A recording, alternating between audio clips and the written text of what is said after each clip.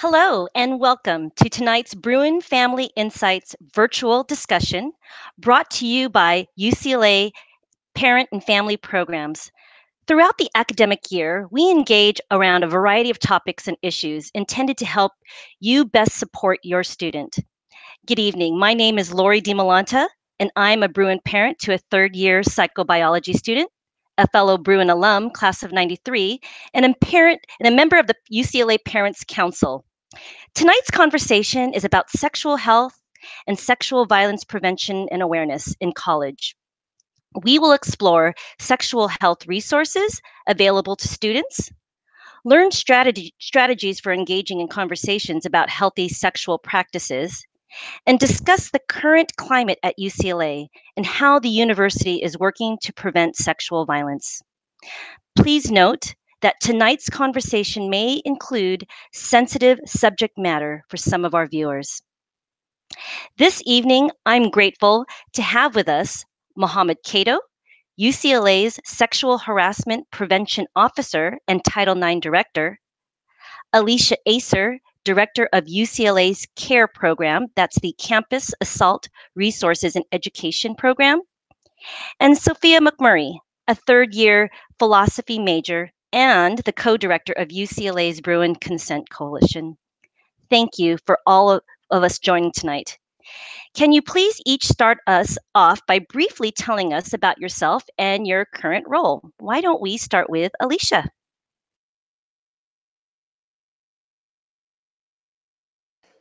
Hi, everyone. My name is Alicia Acer. Sorry, we're getting the hang of this mute thing.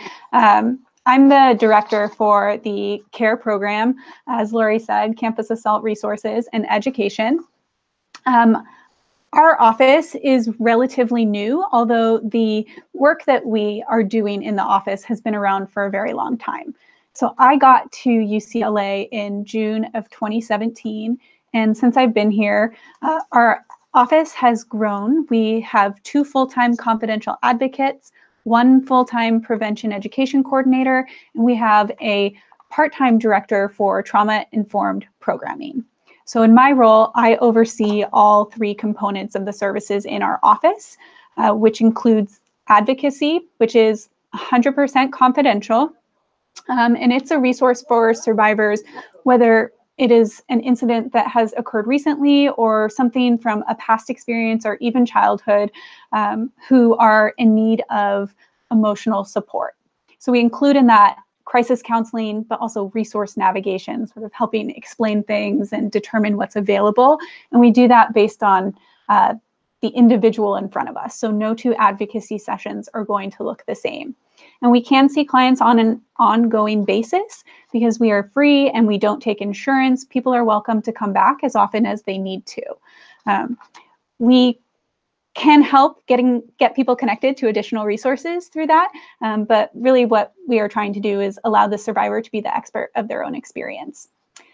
And to that end, we also do offer healing programs. So our healing programs are different modalities for survivors to connect with ways that may help them cope or feel better, build resiliency, whatever it might be that they're looking to achieve that isn't always going to be talking to someone for everyone. And so our programs include yoga, art, music, journaling, and our final piece is prevention education programming. So every year we see over 20,000 people, and we're looking to grow that programming so we can focus more on primary prevention, root causes of sexual violence, in addition to secondary prevention and tertiary prevention. Thank you, Alicia. Sophia? Hi, everyone. As was mentioned, my name is Sophia McMurray. I'm a third-year philosophy major at UCLA, and I'm the co-director for Bruin Consent Coalition. Bruin Consent Coalition is a student-run organization that aims to promote consensual sex, effective bystander intervention, and accessibility of resources for survivors of sexual assault on campus. Additionally, I'm actually a CARE peer educator, which Alicia briefly mentioned.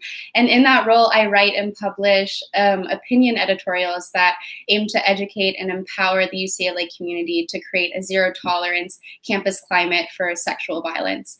And through my philosophical education, I've conducted research on the effect of shame and stigma on survivors of sexual assault's mental deliberation. And Mohammed. Hi, my name is Mohammed Cato. I'm the Title IX Director for UCLA. I'm a fellow Bruin alumni. I've been doing this work since 2013, 2014. Essentially, what the Title IX office handles at UCLA is we deal with issues around sexual assault, sexual harassment, gender discrimination, discrimination involving pregnancy, gender identity, sexual orientation, as well as pregnancy. We deal with matters involving staff, faculty, students, and visitors, as well as the multiple hospitals and clinics that UCLA owns. And so really we're looking at a population of about 100,000 individuals. So we deal with a small city. And our office also deals with issues around compliance, and we're responsible for making sure that all our employees, all our staff, all our students are properly trained about Title IX in regards to compliance and prevention.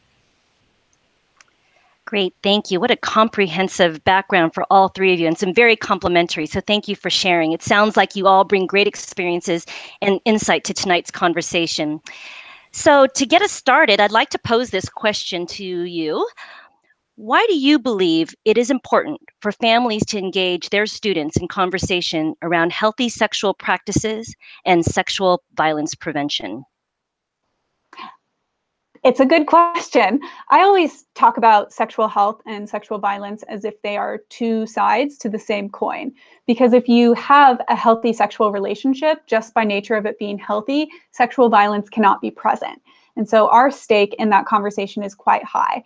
And we absolutely can see a difference between individuals who are coming in, having already started conversations about sexual health and sexual violence, versus people who are talking about it for the first time. And we try and get everyone on the same page when they get here, so it all works out okay. But having that conversation initially and in advance, the things that I would say about it, it's important to do it in a way that doesn't cause stigma, but is open insofar as that is possible, and just allows for people, for all the students to think about their own choices and what's going to be safest for them in making those choices. And as they're doing that, what we also want them to be considering is not just their own choices, but how they're respecting the boundaries and choices of another person. And so whether it's holding hands or kissing, or if they are engaging in a sexual relationship, it's very important that we are teaching the young people coming into the university, well, really teaching all of us about what it looks like to be respectful of one another and asking questions to make sure, and 100% of the time getting consent. So the more that families can stress that coming in, I think the better foundation that we have when the students get here. Great, thank you. I have a question for Sophia. What is the definition of consent? That's a really good question, and I'm happy it's being asked. So there are 5 general features that you want to keep in mind, but in my answer, I also want to talk about just kind of a more general, all-encompassing understanding of consent. So the 5 features are that it's affirmative, ongoing, voluntary, unambiguous, and enthusiastic. So affirmative essentially implies that consent is a positive concept rather than a negative concept. So consent is not the mere absence of physical or verbal restraint or objection. And that ties in nicely to this idea of it also being enthusiastic. You want all parties involved to be happy and excited about what they're doing and what they're engaging in. You don't want this kind of so-so feeling about what's going on. The idea of unambiguous is essentially that there's no gray area or doubt about what's happening. And I think that supports a mindset more of how can I effectively respect my partner or my partners, rather than the mindset of what can I get away with. And so if you keep that in mind too, as more of a general understanding of consent, I think that's really effective in making sure that you respect and maintain those important boundaries. Ongoing is essentially meaning that any party can withdraw consent at any time. And then finally, voluntary means that there's no influence or there's no impact, significant impact on one's mental deliberation or capacity to make a decision. So it's coming fully from your own will and from your own autonomy and your own wishes and desires. Some impacts can include emotional or physical coercion. It can also include drugs and alcohol. And that's not to say that consent can't occur without the influence of drugs and alcohol. It just requires extra steps to be taken. I have a question from one of our viewers. What are some signs that you are getting into a dangerous situation? So for any of our panelists to respond. Sophia, definitely feel free to jump in. I am happy to start though. One of the things that I think is important about this question is that we start thinking about sexual violence in terms not just of who is in danger of experiencing it, but also who is potentially in danger of committing an act of sexual violence. And at the end of the day, I teach the students, I teach staff and faculty, anyone who sits before us, that we all occupy 3 roles at all time. And that is somebody who can experience harm, be the victim to harm. We can all be witness to harm, the bystander, the upstander. But we can also all cause harm. It's part of human nature. And that's something that we all have to be cognizant of, so that the way that we are treating each other and seeking consent is not just on one person, but on everyone who's going to be involved in that interaction. And so when we're talking about danger, I would say that being somewhere where those questions aren't being asked, if we are in a position ourselves where we don't feel comfortable asking those questions, that can be dangerous, because we're not necessarily engaging in something that inherently has a partner experience. So it can be really crucial to keep the communication going, and people who don't have the skill set or haven't learned the tools to how to have that conversation, there is a risk there into entering into a sexual relationship that isn't consensual. Any other follow-up answers to that same question? Okay. Sophia, I have another question. So what is the Bruin Consent Coalition, and how are Bruins working to educate their peers about safe and healthy sexual practices? So the Bruin Consent Coalition is a survivor-oriented group, and we try and support survivors of sexual assault first and foremost. And we do that through a variety of different programs, large-scale events and small-scale events. Some of our larger-scale events usually happen during April, which is coming up, so we're very excited because April is Sexual Assault Awareness Month.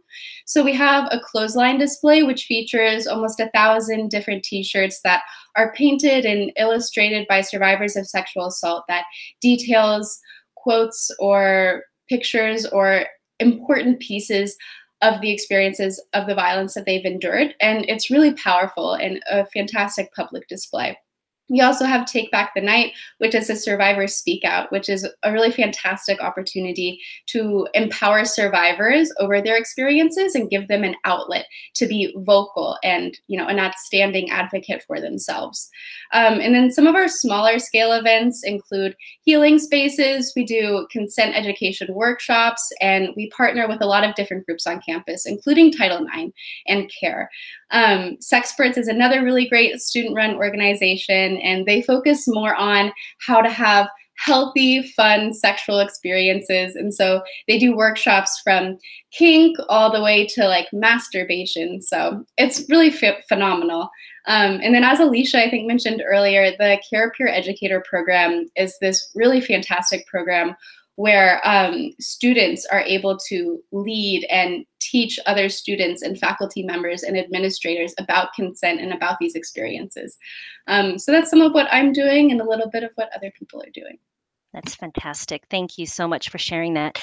I have a question for Mohammed.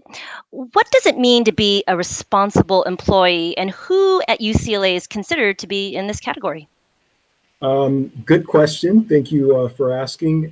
So at our campus, along with all other UC campuses, when we talk about responsible employee, basically what we're talking about is all employees at any UC campus. So any UC employee who has reason to believe that a student has been involved in sexual violence, sexual harassment. That includes sexual assault, stalking, dating, domestic violence. Anytime an employee has reason to believe that a student has been the target of this, has a responsibility to report that to the Title IX office. There are exceptions to that. And so those employees that are exempt from the responsible employee obligation are counselors or licensed professionals. So Alicia, who works in the care office, is exempt from reporting that. When students go to care, they go with the expectation that what is shared is confidential. But for all other employees, they're obligated to report that to the Title IX office. In addition, the obligation, there's a higher standard if the person receiving the report is a faculty member, a supervisor, someone who works in human resources, or is in a position such as mine. In those cases, it goes beyond just a student. And so take, for example, if someone has reason to believe that a staff member or a faculty member has been involved in a matter involving sexual violence or sexual harassment, they are then obligated to report that to the Title IX office. Part of the reason why we have this responsible employee obligation is because if the university is put on notice that possible sexual harassment or sexual violence has occurred, then we have a duty and obligation by law to promptly respond to that. And so if an employee is put on notice, that's the same as the university being put on notice. So in that way, we have an obligation to act as promptly as possible. Thank you so much. I actually have another question for you, if you don't mind. How does UCLA investigate instances of sexual violence, and how can students report cases to the university? So there are a number of ways that an individual can report to the Title IX office or to the university. One we just mentioned is through the responsible employee. The other is a UCLA community member can report directly to our office. That can be via email, that can be via phone, or that can be directly to our office, coming into our office. In terms of what investigations look like, how we investigate, typically what we try to do is we try to meet with the complainant. The first thing that we want to do is let the complainant know, and when I say complainant, the person who has been the target or subject of the inappropriate conduct. The first thing that we want to do is make sure that they're aware of the reporting options and their resources. And so when I talk about resources, there are situations where someone may need housing accommodations, meaning they may need to switch to a different residence hall if they live on campus. There are some situations where the person needs extra time to take an exam, or the person doesn't feel comfortable coming to class because maybe the person who they've alleged who has committed the inappropriate conduct is in the same classroom. And so we'll try to work with the person on academic accommodations, housing accommodations, and safety accommodations.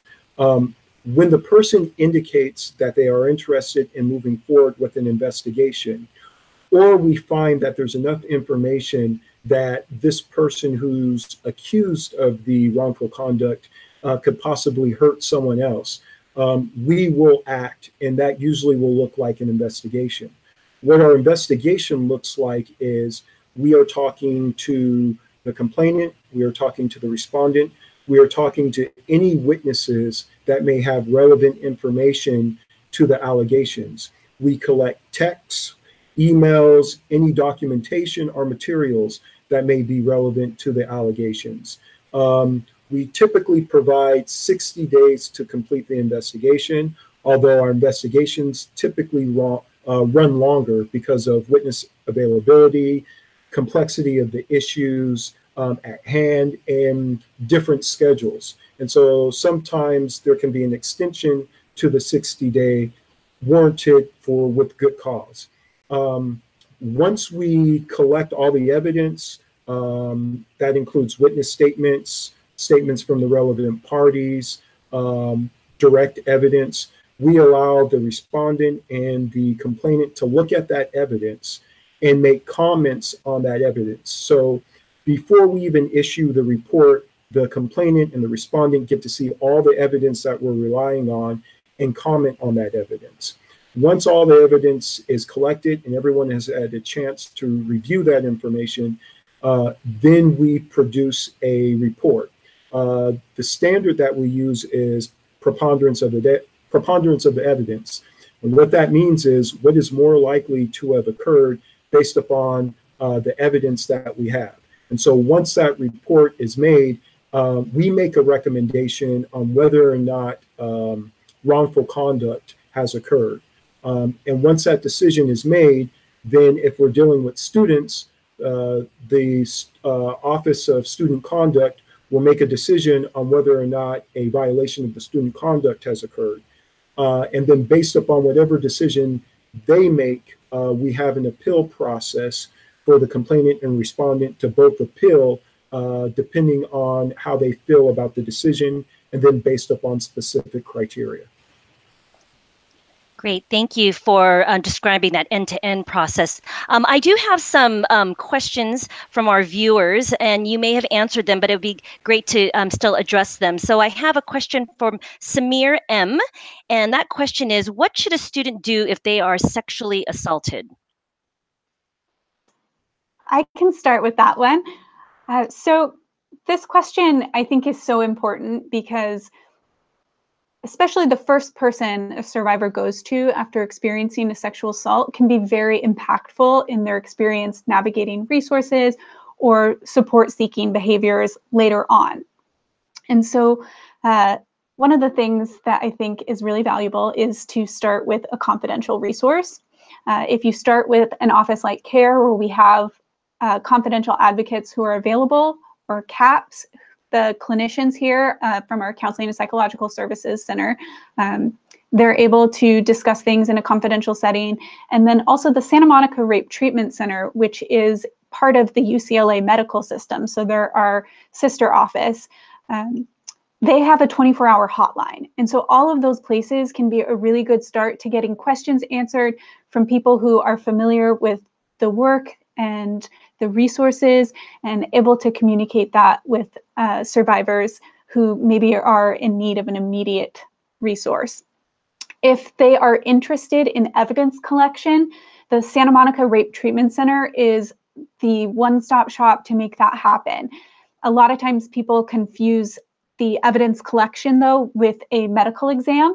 And while you can get a medical exam during evidence collection, they're separate things. So if somebody was not interested in collecting evidence, if they have no interest in a criminal case, then they're able to seek medical services still at the Rape Treatment Center or alternatively on campus at Asher with a primary care doctor somewhere else.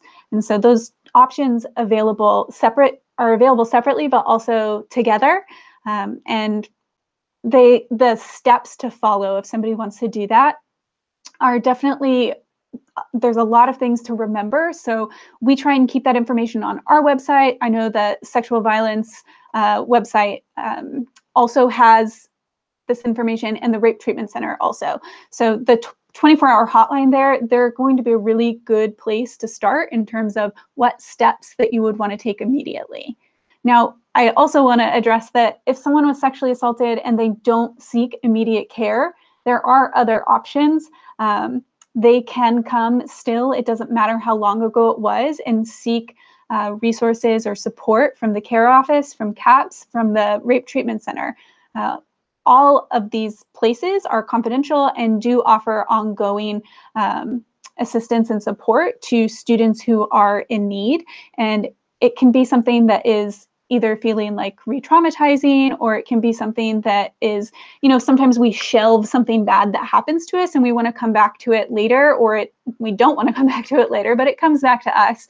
And in those moments, that's where we think about providing immediate crisis counseling or emotional support if somebody is experiencing that acute crisis later. So those same resources are still available as an option. And in the event someone doesn't go to someone confidential first, that's part of the reason I hope people know about CARE, because we can definitely be be something that someone else remembers if you can't remember it yourself. We should come up in a Google search if somebody can't remember what we're called. But ultimately, all staff and faculty do get training to know about us and about Title IX. So if that's where a student starts, they should be referred over through a responsible employee report. And our office also will get information to follow up with the survivor. And likewise, if they're telling a friend who is not a responsible employee, all students who are coming into the university do get training on what resources are available and our approach to this work, and the different ways for survivors to seek services with our office. So there are a lot of different options, but ultimately we want those options to be available so a survivor can choose what's right for them. And wherever they start, they're going to encounter somebody who does have additional information, so that we can make sure that the survivor is getting the appropriate response that they need. Thank you so much. I have another question from our audience. This is from Martha E. And the question is, what is your follow-up process after an incident is reported?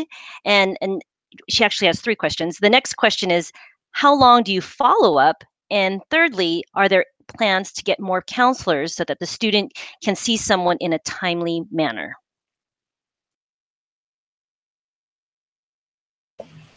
So I guess I'll take the first crack at that question. I'll respond to the question about how long do we take in regards to following up after an incident is reported.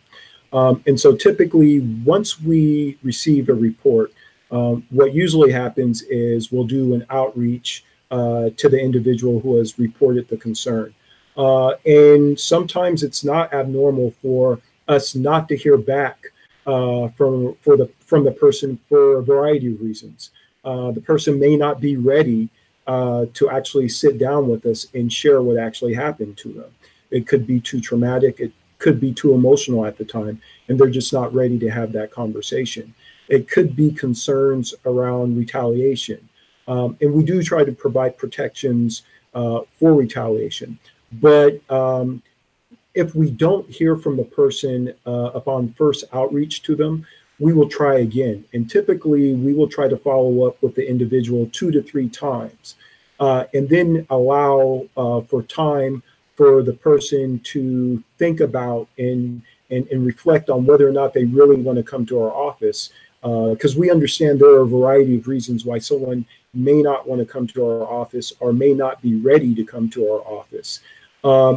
After we provided maybe several weeks or a month, if we don't hear from the person, we will issue a closure letter to that person, letting them know that we are going to close the matter, but they can come back to us. They can come back to us and reopen the case at any time, provided they're still affiliated with UCLA. And there was another question about, are there plans to get more counselors? Sure. So it's a really good question, and I would say yes, absolutely. But it's definitely a process. And one of the things about being an institution with a lot of different resources is that in the meantime, as that is being going through all of the appropriate channels and procedures, there are additional resources available. So a lot of folks that don't actually know that CARE exists as a resource. And so that's something that I always like pointing out as much as possible, that if there is a waiting list at the Counseling and Psychological Services program, then there is still generally going to be availability to work with one of our advocates in a more timely manner. And in addition to that, the Santa Monica Rape Treatment Center has the immediate 24-hour hotline. They also do longer-term therapy with people who are interested in having a continued process as opposed to having something disjointed going from the university out into the community. So Well, the answer would be yes. And thanks to all of the students really who have been very vocal about the need. We are definitely aware of that, and not just for CAPS, but also for the CARE program and for Title IX, because we do want to be as responsive as possible. And we do have such a large constituency. So definitely on the radar, definitely in process. Thank you so much. I have another question from one of our viewers. This is from Beth M. Beth asks, how would you respond to student concerns about ruining someone's life over a bad decision? I guess I'll take that question. I can certainly understand the concern about what happens to someone for making a bad decision, but I think about what that bad decision entails. What we're talking about is, at least in the context of sexual violence, we're talking about someone who has committed a sexual assault. We're talking about someone who has violated someone else without their consent. And so while I certainly can empathize with the concerns about what impact this will have on someone's livelihood, I think first and foremost, as a university professional and as someone who works in the Title IX office, we're here to protect the safety and health of our students, as well as all our community members. And so if someone makes a decision to engage in sexual behavior without the consent of the other person, that is an egregious harm. And I do think the person should be held accountable for that. And I wouldn't necessarily say it ruins the lives of that person. I would also challenge and say that perhaps the person, while making the decision to engage in this wrongful act, probably should be thinking of the impacts and the consequences of that before engaging in this type of behavior. But I will say it is important to hold the individual accountable if they have engaged in this act. And not only that, as I said before, the university has a duty, the utmost duty, to protect the health and safety of our community. And I think that comes first when we're dealing with these type of matters. Can I add something really fast? Thank you. Yeah, of course. I just want to re-emphasize, and Mohammed touched on this a little bit, but I don't think any of us are or should be in the business of taking away the humanity of either the survivor or the alleged perpetrator. So I don't believe that people who perpetrate or commit sexual violence are monsters. I think they're people, and I think we need to still view them as people so that we can hold them accountable accordingly. Because if they're just monsters that are unleashed from whatever, then we just have to set it aside. But I think we should demand and encourage more of fellow citizens and family and friends to treat each other with respect and to acknowledge each other's decision-making and bodily sovereignty. And also on that note, I also just want to extend some compassion to survivors as well. When an act of violence is committed against you, it's not something that you can ever go, you can't erase that, and you can't go back to the way it was before. So you can't unring this metaphorical bell. So I just want to make sure that when we ask questions like that, which are really good questions, that we're considering each individual's perspective, which are equally important and valid. Thank you, Sophia. I have a question for Alicia. What falls under the category of sexual violence? So that one I think I can keep pretty short, but we definitely think of sexual violence as an umbrella term. So it's sort of overarching and includes a number of other terms within that. And they're not meant to be used interchangeably, but rather to signify the connection on a spectrum of harm. And so under the umbrella of sexual violence, we would talk directly about sexual assault, which is non-consensual touching of a sexual nature. And we would talk about rape, which is sexual assault that involves penetration. And we additionally to that can incorporate some other elements of types of harm that occur. So it's potentially within relationship violence, there is a way to use sexual violence in terms of dating or domestic abuse. Stalking is frequently a component that is tinged with a sexual threat to it. And so all of those sort of pieces that can be connected back to an incident of sexual violence, those are things that we would consider under that umbrella. Great, thank you. I have another question for Sophia. If a student discloses to a family member that they have experienced sexual violence, what can that family member do to support them? I think this is a really great question, and I'm glad it's being asked and considered. So first, I'm just going to say some general, I think, good things to keep in mind, and then I just want to touch on a little more specific stuff. So in general, I think it's really important to be a compassionate and present listener. So when someone first comes to you with an experience of violence, it's important to not import your own ideas, your own misunderstandings, or your own judgment, but just to take space for that person so that they can share and feel in all of the ways that they need to. That might change over time as well, but just staying in that moment with that person is going to be really important. And then I want to talk a little bit about from my own experiences as a survivor, because I don't want to also generalize out onto a whole group of people, because what worked for me and what was helpful for me might not be helpful for everyone else. So something that was really important for me was that my family and friends created a really safe environment where I could set new boundaries following my experiences of sexual violence.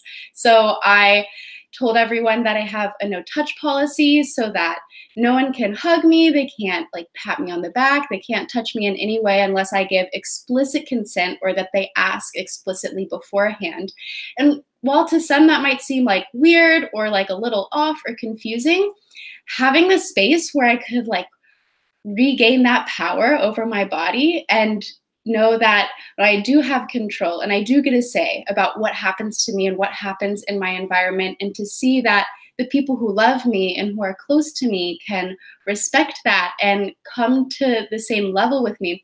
It was really empowering, and I appreciated that so much. And it's like a little thing like that that can go a really long way to helping re-empower someone after a really disempowering experience. And then also some general pitfalls that I think tend to happen, at least in my conversations around sexual violence, was that it's important for me that the listener doesn't have really large, big reactions. And that can be pretty hard, especially when the stories are coming from someone you really love and care about. But it's important to stay grounded so that the survivor doesn't feel burdened with needing to calm you down or to comfort you in that moment. They need a lot of support as well. So to keep that in mind. I think also keeping questions to a minimum during those conversations is a really good idea, because it can, even though the intention might be good, the impact of that might be instilling doubt. They feel the need to justify themselves.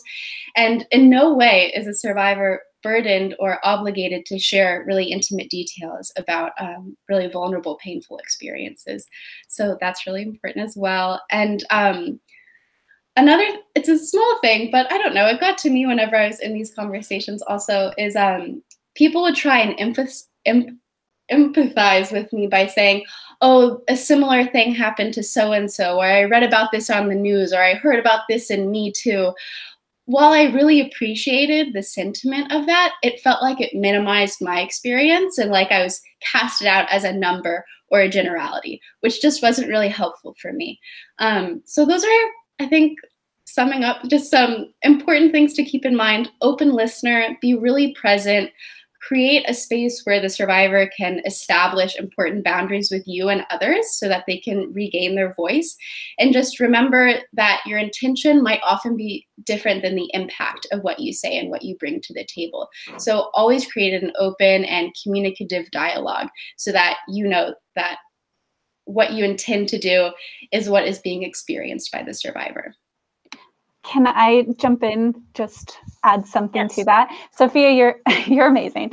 I would say that one of the things that we hear from parents is that their student doesn't want to do something. So the parent would contact us saying, my student doesn't want to go and see a therapist, or the student doesn't want to go to a medical provider. And that is oftentimes a struggle because we want what's best for the people we care about. And it's hard to see that they might turn down care that we think would be helpful. But we always recommend that and Sophia touched on this, but it's very empowering for someone to be able to make their own decisions. So letting people know about the resources without making it seem like there's an option that they should be taking. So I think that can be a really crucial piece. And then the other thing I would say is that parents, there's support for you too. We absolutely will talk to you. You can call the care office, you can call the Rape Treatment Center anytime, and we're happy to answer questions or just be listeners if you want to talk about this, because this is hard for you too. So those are things to keep in mind, that there is support available for you as the human, and then also as much as possible, really letting your child be the one to determine which resources they think are going to be most helpful. Thank you, Alicia. And yes, Sophia, thank you for disclosing and sharing your personal experiences. I have some questions from our viewers. I have one from Karen E. And Karen asks, is there a campus safety app available for UCLA students and that works with other on-campus safety resources? I think I can answer that question. We do have the university does have a safety app. It's called Bruin Safe. There's several features on there. I actually looked at it again today, and I was really surprised with how extensive it is. So just as an example, to go over some of the features in the app, there's a Walk a Friend app there's a Walk a Friend device on there, which basically allows the user to talk to their friend, and it traces where the other person is. So the person on the other end can see where they're at and when they complete their destination to where they need to get to. There's also, the app also provides for campus safety rides. So say example, someone's studying at the library at night, or it's just late night and they're parked across campus, you can get a ride to your car, either by vehicle or by escort. There's also a program in there that allows a person to see if there's any nearby crimes in the area, or if the police have been called to a certain area on campus. So there are a number of features on there that are very helpful. And so I would suggest any student downloading that app. Thank you. I have another question from Samir M. The question is, do you offer defensive courses students can take to thwart an assault?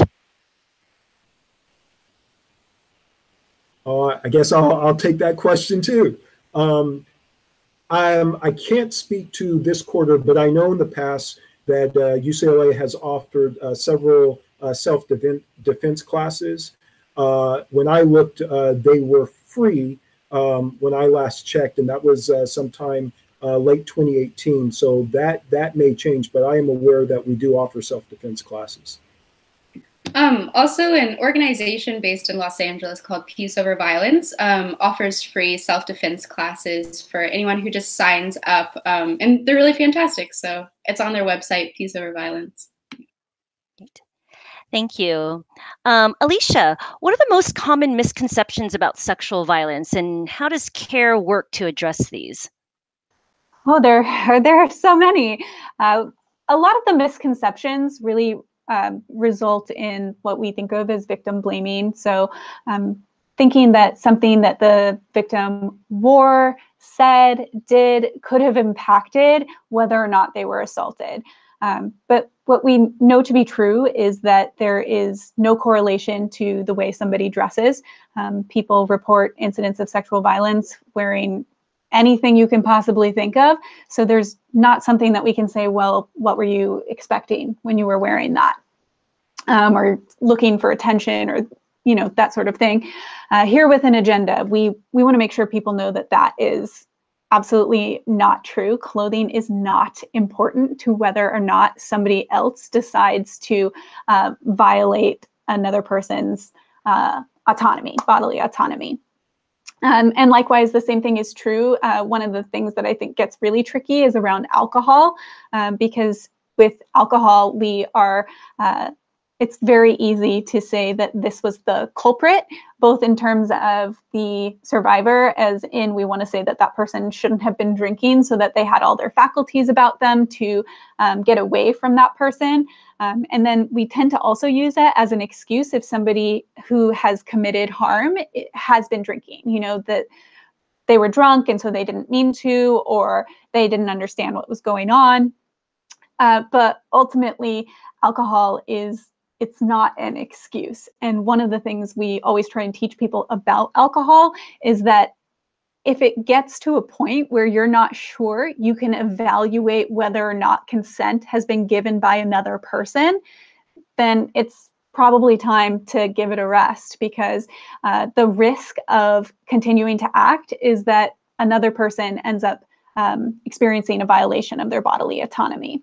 And the risk of not acting is just not hooking up that night. And so when we really present it in those terms, I think it makes it a lot more clear to say that there are decisions that are being made along the way by the person who's choosing to commit harm, whether or not that's their intention or just the result of that sort of carelessness and not thinking about how they're evaluating consent.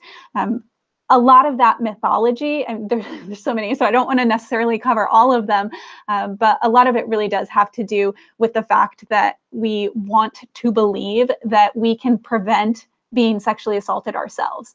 And it's a safety mechanism. It's something that we want to protect ourselves with. There's a lot of self-blame because it's much scarier to think that we have no say in whether or not this happens to us. But unfortunately, that's true. We don't have a say in it. But we do have a say in whether or not we commit acts of violence. So that's actually one of the great pieces here, is that it's super preventable because we can ask people to just invest in not engaging in those behaviors. Whereas we unfortunately cannot control whether or not we ourselves are going to be victimized by somebody who makes those choices. I would say the other one that is really important is what Sophia mentioned earlier, that I really encourage people not to think of somebody who's committed sexual assault as a monster, because, as Sophia mentioned, that really others someone and doesn't expect them to be accountable, because what we're saying is they're essentially a bad seed. And so they're like the exception and not the rule. And while it's true, most people are never going to commit an act of sexual violence, the idea that we suggest that only a bad person could do this means that anyone who considers themselves a good person, which is most of us, I would guess, is suddenly going to then have a vested interest in denying that they ever could have done something like this. But at the end of the day, we are all capable of it, and most of us won't, and we actively try not to. We want to be respectful of the people we're engaging with and pursuing sexual relationships with, but that is still a really important piece to know, that we all have that capability, and that means we all have the capability of then not doing it. But when we get into the sense of like good person or bad person, we really start losing the accountability of an individual, because it's not about their values or reflection of their humanity. It is about the choices that they made, and that's where we want to establish accountability. Thank you. I do have another question from one of our viewers, Beth M. The question is, how do Greek life and alcohol use correlate with sexual violence? So how do Greek life and alcohol use correlate with sexual violence? I can start with that one, but Mohammed, Sophia, please feel free to jump in or add.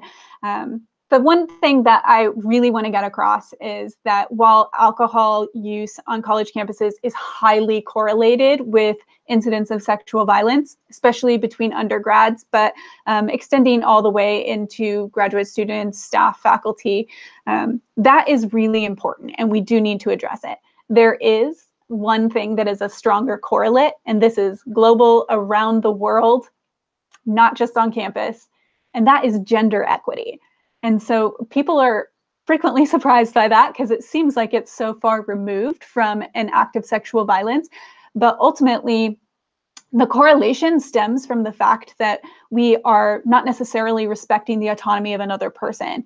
And in inequitable societies where gender really differentiates the experience that individuals have, the access to resources, both financial and social capital, all of that, the types of careers, there's a whole thing called the Gender Equity Index. And we see across the globe where rates of gender inequity are highest, so are rates of sexual violence. So this is the one thing that is a stronger correlate than alcohol. And I would actually go ahead and say then that alcohol use is influenced by that, because the narratives we hold about gender start to become enhanced. We lose our ability to sort of discern more complex thinking as our brain is exposed to more and more alcohol consumption.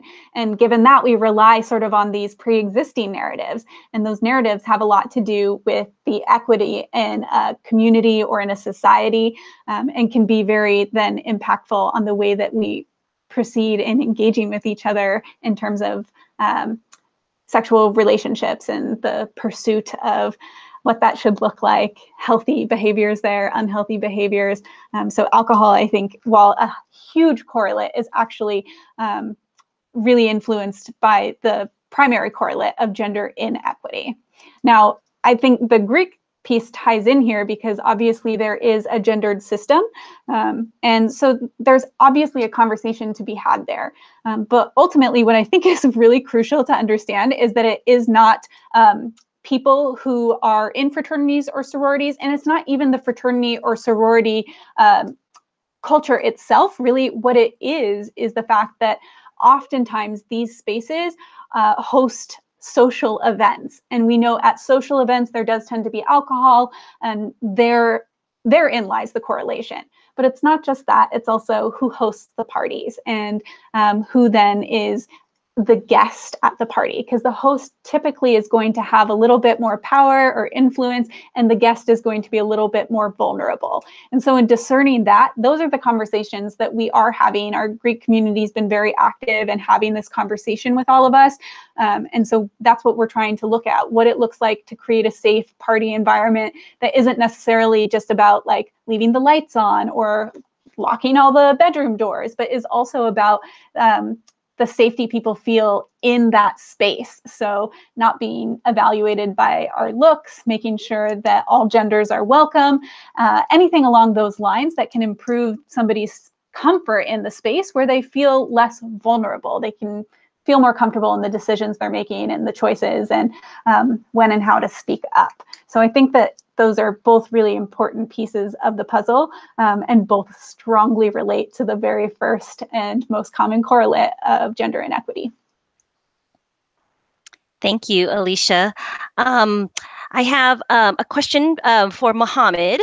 How has UCLA worked to strengthen its policies and practices as campus sexual violence has come to the forefront of our national conversation? Sure. So the university, Title IX, has done a number of,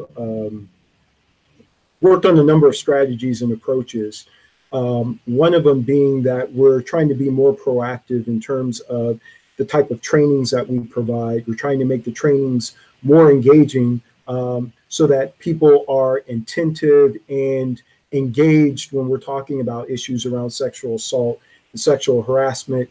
Admittedly, often, individuals or folks aren't rushing to attend the trainings. And so by making it engaging, by trying to make it more applicable to them, we get better questions, we get more interest. Part of the challenge is that you have a large contingent on campus that feel that sexual harassment, sexual assault, gender discrimination, that these type of issues don't apply to them. And it's not until they actually experience it then that you get interest. And so we're trying to change that sort of mentality or sentiment by really focusing on this is a community issue and it affects all of us. The other piece that we'll be working on this summer is to work on our website and make it more accessible, to make information more accessible to our students, to our staff, to our faculty. We've been in contact and conversations with multiple stakeholders on campus. It's participating in these type of events actually, I think, is a great practice to try to get the community involved as a whole and let them know that we take these matters seriously, and that our office is also open to feedback in terms of how we handle and how we deal with sexual assault and sexual violence. And the last piece that I'll put out there is in terms of making sure that our staff are properly trained, that we're trauma informed, that we're working with our colleagues, not just across the UC system, but universities in general, and trying to figure out what are the best practices, what are the type of trends that we're seeing nationwide, how can we get ahead of these type of issues. And one last thing, just recently, we had the California Auditor's Office come in, stay with us for 5-6 months to basically scrutinize and examine all our processes. And so there was an audit report basically looking at everything that we do as a Title IX office. They gave an assessment, they gave us critiques and recommendations on ways in which we can do better. And so when you look at the totality of all those, I think that's been helpful in making sure that we're using best practices. Thank you so much. I do have one final question as we're wrapping up the hour. If there is one key piece of information you feel a parent or family member should take away from this discussion, what would it be? Let's start with Alicia. Sure. So I think the takeaway for me is that everybody has a role in this conversation. And so that includes all of you as parents, and it includes all of us within the campus community here. So our students, but also those of us who work with students as staff, faculty who have students in their classes. And our role isn't just going to be about how to support somebody after an incident, but the ways that we can prevent incidents by each of us taking on our own piece of that puzzle. And we can do that really by reducing victim blaming myths. We can do that by being aware of inequity as such a high predictor of violence, and therefore working to create more equitable spaces. And we can do that by recognizing that it is possible that we ourselves are capable of committing harm, and creating a culture where it's okay to be accountable, because it doesn't mean you're a bad person when you've caused harm. It means that you've hurt somebody, and we all do that at some point. So being able to create a culture where we're able to say that and have a dialogue about it, I think is so, so important. It increases the safety for all of us, and it increases the safety for survivors. I hope that if you are ever uncertain about any of the work that we're doing at CARE, you know that you can certainly get in contact with myself or the office. We'd be happy to answer any additional questions. So know that we are a resource for you as well. Thank you, Alicia. And Sophia, what is your takeaway? Yes, I think Alicia put it really well. So I just want to reaffirm what you mentioned, that we all have an obligation to the community, no matter our personal or familial ties, to ensure equitable and just treatment of all individuals, which includes acknowledging and respecting people's right to bodily autonomy and decision-making. And so you can't assume that your student or your child will be safe from surviving or committing sexual violence if they haven't had an open and safe dialogue about consent, non-hierarchical relationships, and gender-based oppression. So I want to thank everyone who attended this for beginning that conversation to learn, so that you can pass that on to your loved one or to other people you know. So just continue this conversation so that we can ensure that people are respected and there's safety within our communities. Thank you, Sophia. And lastly, Mohammed? And I guess I'm going to echo what my two colleagues just said, but I seriously, I have to echo what they said in terms of the responsibility falls on all of us. We take this very seriously, and I know that's something that often gets said, but this is work that I carry very close to my heart.